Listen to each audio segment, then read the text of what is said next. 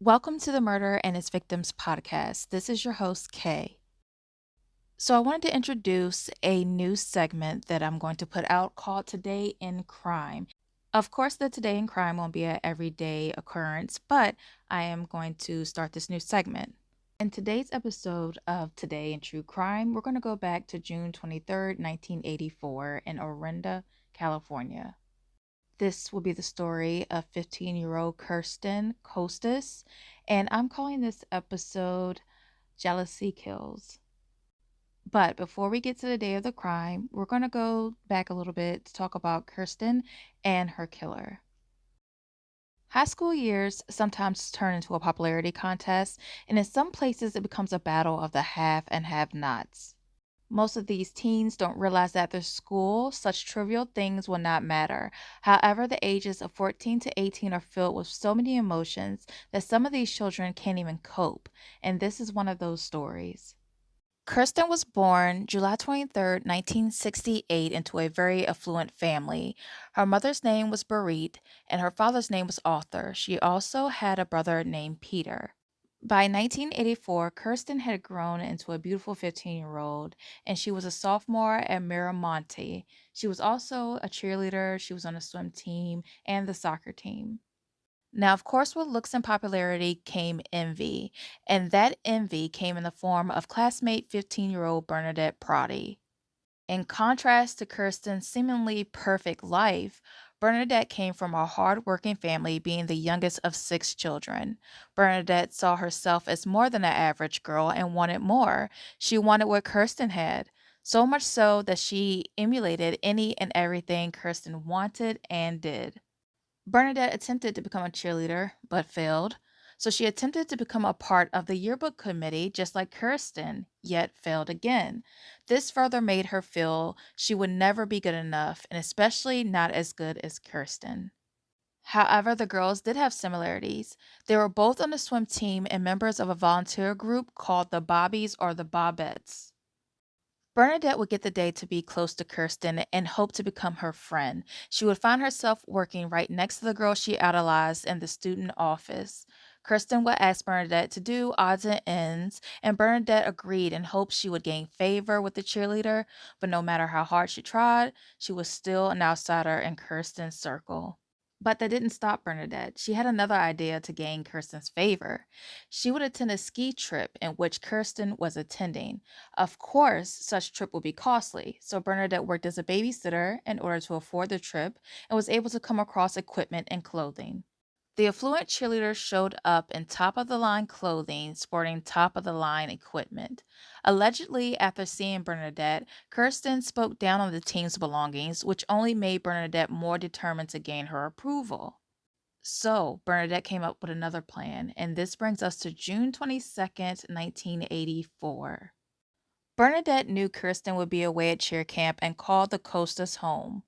Berate answered the phone, and Bernadette told her that there would be a dinner for the Bobbies June 23rd at 8 p.m. Bernadette would then tell her own parents that she would be working that night and needed to use their car despite the fact that Bernadette did not have a license. Her father, however, agreed to let her use the car, and the plan was set in motion. Bernadette was elated, and she believed that this was her golden ticket in gaining Kirsten's friendship. On June 23rd, Bernadette drove to Kirsten's home. Kirsten was aware of the plan and the dinner, but had no idea who was picking her up, as Bernadette never disclosed her name the previous day. So, of course, Kirsten was excited about this dinner. She enjoyed her friends, she enjoyed the group, and she came outside to her dismay and seeing that it was Bernadette.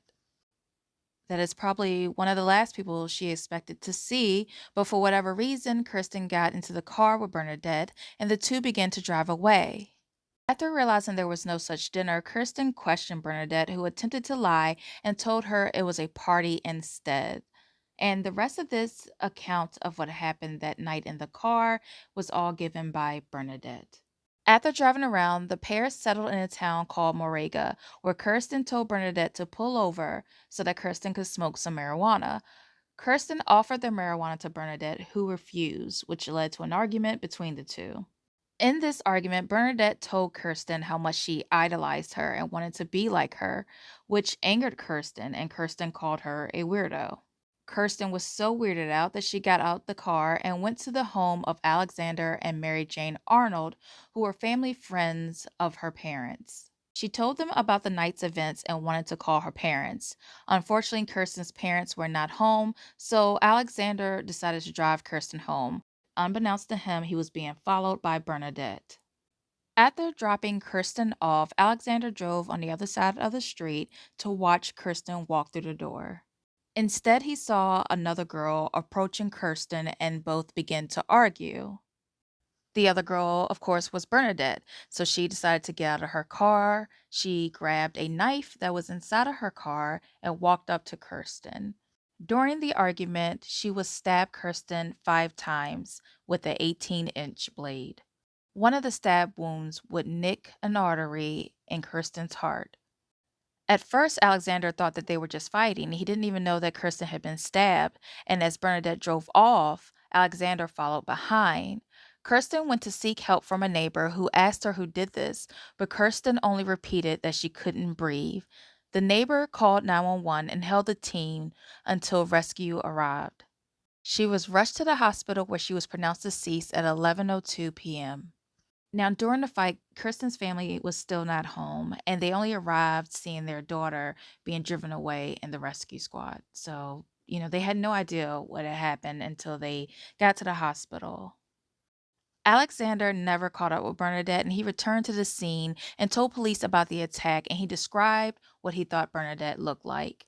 Meanwhile, Bernadette returned home. She hid the knife and believed she would be arrested soon. However, she wasn't, and the next day she would learn that Kirsten had died. Several days later, Kirsten's funeral would take place, and there would be a young mourner amongst the crowd, and that would be Bernadette Protti. Now, I wonder if Bernadette was generally saddened by this event. Because she did somewhat like Kirsten, maybe she was sad that she was no longer here. Maybe she was sad about what she did. However, she was envious of her, which makes me wonder, did she ever like her? For the next 6 months, life will go on as normal for Bernadette, but behind the scenes, the FBI had created a profile of the killer. They suspected the killer was a person that was familiar with Kirsten, not be remorseful, and around the same age. They also began to look at various people who owned Pintos, the same car the killer was driving that night. The FBI began to question classmates of Kirsten, including Bernadette. She took a lie detector test that came back inconclusive. However, in December 1984, the FBI questioned Bernadette again, and this time they told her about the profile they had came up with. They asked her if she knew who that might sound like, and she said me. She was not arrested and allowed to go home. On December 10th, Bernadette wrote a confession to her parents. In this letter, she stated, "Dear Mom and Dad, I have been trying to tell you this all day, but I love you so much. It's too hard, so I'm taking the easy way out. The FBI man thinks I did it, and he's right. I've been able to live with it for a while, but I can't ignore it. It's too much for me, and I can't be that deceiving. Please still love me. I can't live unless you love me. I ruined my life and yours. I don't know what to do, and I'm ashamed and scared. Please don't say how could you or why, because I don't understand this, and I don't know why." And those are the sad words from a young girl who, at the tender age of 15, became a murderer. After writing the letter, she then gave it to her mother and told her mother to read it in 30 minutes as she went off to school. After reading the letter, Bernadette's parents went to pick up their daughter and drove her to the police station where the young girl confessed. She mentioned that she was jealous of Kirsten because she was popular and was embarrassed by her family's financial state. She also claimed that she never meant to kill Kirsten, only hurt her because she was scared Kirsten would further ruin Bernadette's reputation. However, I'm not that sure that this is entirely true, because how can this not be planned? The night of the murder, Bernadette had a knife in her car that was taken from her home. Bernadette's sister would later testify that she kept a knife in the car to cut fruit and vegetables. But what was Bernadette's end game that night? Was the only option for Kirsten to befriend Bernadette or else? Or because Bernadette was so young, did she not understand the severity of stabbing someone?